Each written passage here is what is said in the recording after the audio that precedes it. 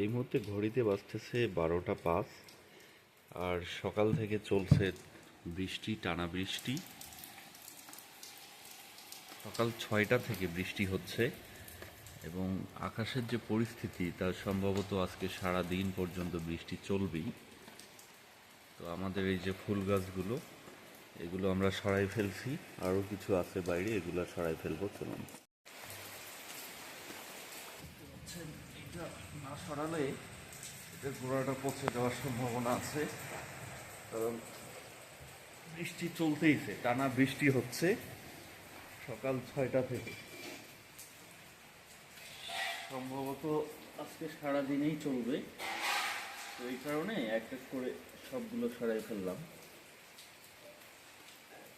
এই যে এখানে একটা আছে, এটাও সরাই ফেলতে হবে, কাটা মুকুট।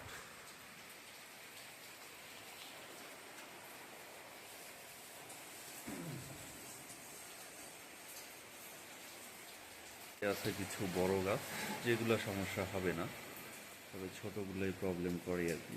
চারপাশ একদম ভিজে একাকার, কাদা কাদা হয়ে আছে পুরো আমাদের সামন সাইড। পুকুরেও কিছুটা পানি জমা হয়ে যাচ্ছে। পুকুরে অনেক পানি কম ছিল, গত কয়েকদিনের বৃষ্টিতে পানি কিছুটা বাড়ছে। তো যেভাবে বৃষ্টি পড়তেছে, টানা বৃষ্টি, তাতে করে এই বৃষ্টি থামার সম্ভাবনা খুবই কম।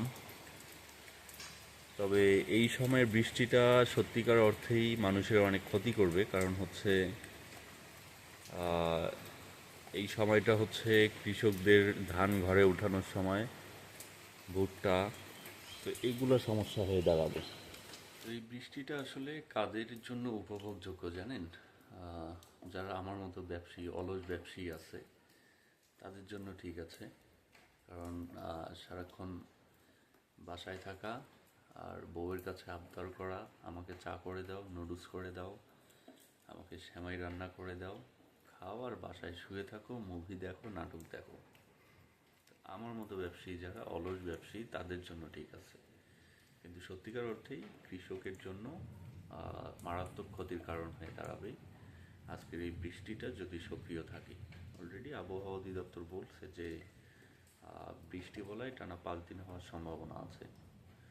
তো দোয়া করছি যেন বৃষ্টিটা দ্রুতই ঠিক হয়ে যায়।